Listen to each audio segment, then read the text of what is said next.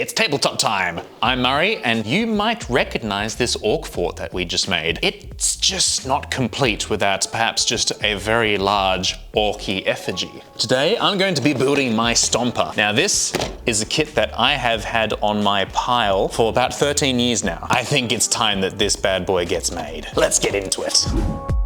Yes, you heard right. 13 years I've had this model sitting around, and that also means that this kit is at least 13 years old, and some of it is sort of showing its age, particularly in the gates attaching the sprue to the bits of the model. Some of them, of course, the pieces are huge. At the time, this was the biggest kit that Games Workshop had ever made. As such, the plastic pieces are massive, so they need bigger gates, but some of them were quite the challenge to get the clippers around.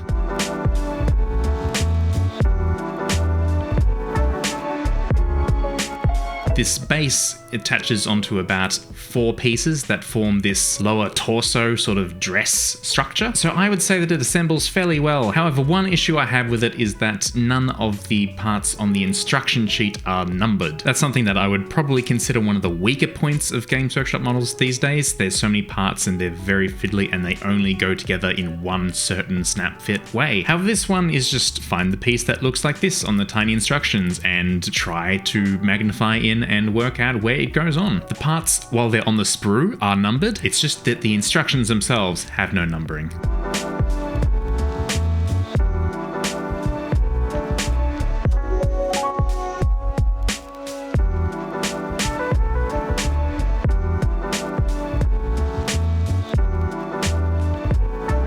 But what is a Stomper? A Stomper is when an orc mech just gets bored of building things under 20 feet tall and decides that he's just going to build this really big religious idol to one of the orc gods, Gork or Mork. While all orc Stompers start off with this large bellied, almost dress-like state, they all end up with this characteristic ramshackle appearance with all these guns, turrets, sensor arrays, and lookouts all on top. And I'm going to really lean into this for my build. I want to make basically sort of like a fort, a big jungle gym for the orcs to run around on top. When a big mech has finished his gargant, his big effigy to the gods of the orcs, all the orcs around will cluster to him as it is basically a religious titan or icon, and he will accumulate more orcs, more mechs, and they will just keep building and building, and they'll create either a cult of speed or just a huge mechanized mob. Canonically, you'll get about half a dozen of these running around, and they will charge through everything, friend and foe alike. One of the things that I really want to do with this Stomper is build a belly gun. Now, a belly gun is something, I don't know if it's in the current Orc Codex, I'm a bit out of date with that, but you used to have the option to basically fill the gut of your Stomper with this ridiculously big gun. I think it cut some of the transport capacity. It's just something I've always wanted to do and sort of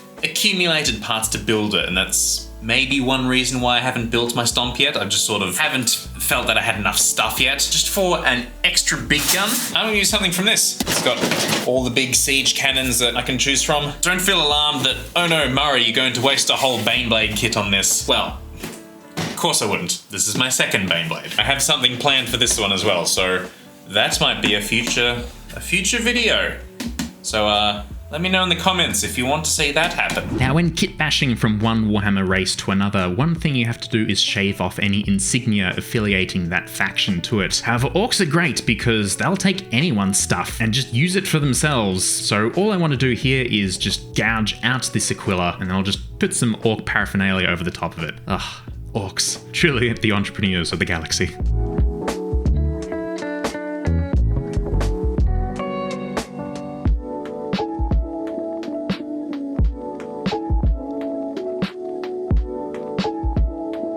Now I've got a big hole in the chest of my Stomper for the gun to poke through. However, I want to be able to glue the gun to something, so I'm going to cut a piece of plastic card to fit within the cavity of the chest and mount the gun onto that. I'm also going to attach a few more gubbins onto it for added complexity, and also prime it black before I glue it in, so I don't have to manually reach into all the nooks and crannies that might still be visible. Now the big gun is looking fantastic, but for added orkiness and general nonsense, I'm going to add a few more cannons in there. A couple of Lemon Rust battle cannons just thrown in there with a bit of orky panels welded to them, and it will be a fine addition to my Stomper's collection.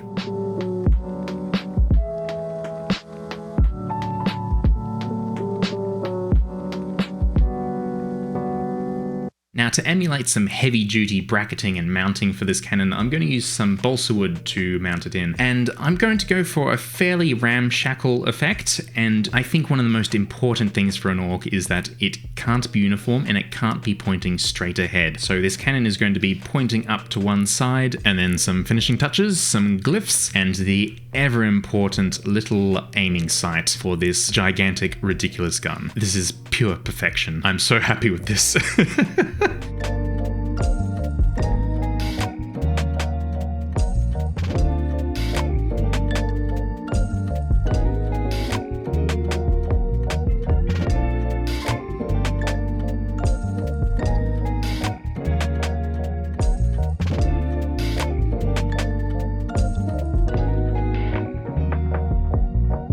Continuing in the trend of weird anomalies on this sprue, I spent about maybe 20 minutes trying to find these two little pins that are going to hold the face of my Stomper, the jaw on it, and there they are, two little tiny rods just disguised and hidden amongst the rest of the sprue. Now this kit allows you some options between the different pieces, and for example, I've taken this particular faceplate as just, it feels right to me, I like the aesthetic of it. However, there's not really fixed mounting places, no pins or tabs that these slot into.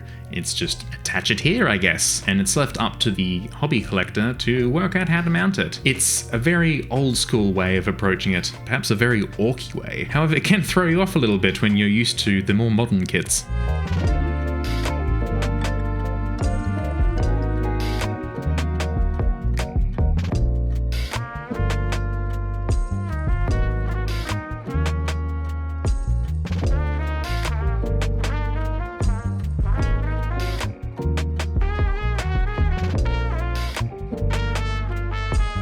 A missile here, a missile here, a missile here, and a big bomb here. And here we have it, the beginnings of something amazing, the perfection, the ultimate orky— oh wait, it's upside down, never mind. Okay, here we go.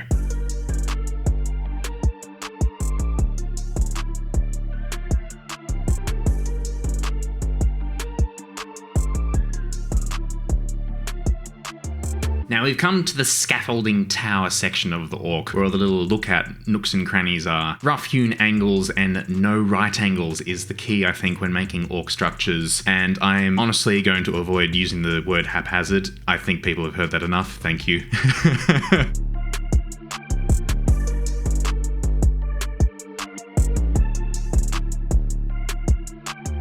Now I start adding all the little details, the extra panels from the kit, and also smaller pieces of metal and plasticard to help populate and characterize the little platforms that I've made here.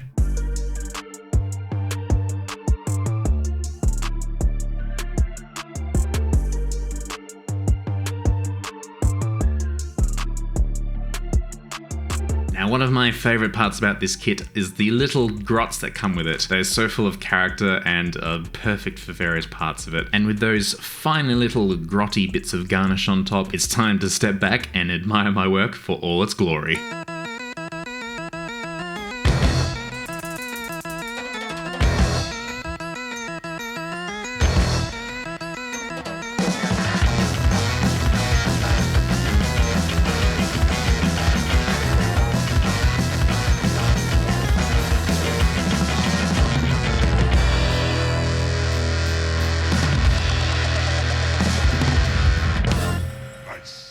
I want to give a big shout out and thank you to all our patrons. It is your support that has allowed me to do this, to come and finally finish one of my own personal projects that has been on the shelf for so long, and it has finally gotten the attention that it deserves. If you've enjoyed this sort of video and you'd like to help support, come join our mini patrons. We have weekly videos and monthly mini reviews where you can join in and have your minis reviewed, critiqued, or just have a little discussion about where you're at. It's a great amount of fun. We all learn so much from looking at each other's works, and it's just a great time to be in the hobby community. 13 freaking years in the making, and it's done. I think it looks fantastic. It's ridiculous. It's like a little face little face of death. I really hope that you enjoyed my journey as I go along and build this with all my little extra additions, the guns, the platforms, rearranging the guns off to the side to change the silhouette. If you were wondering what the rest of my orc army might look like, considering that this was for my orc force, have a look at our orc fort build, as in the reveals we use some of my orc models. Have a look at them there, see what you think. I painted them about 10 years ago, so have a look at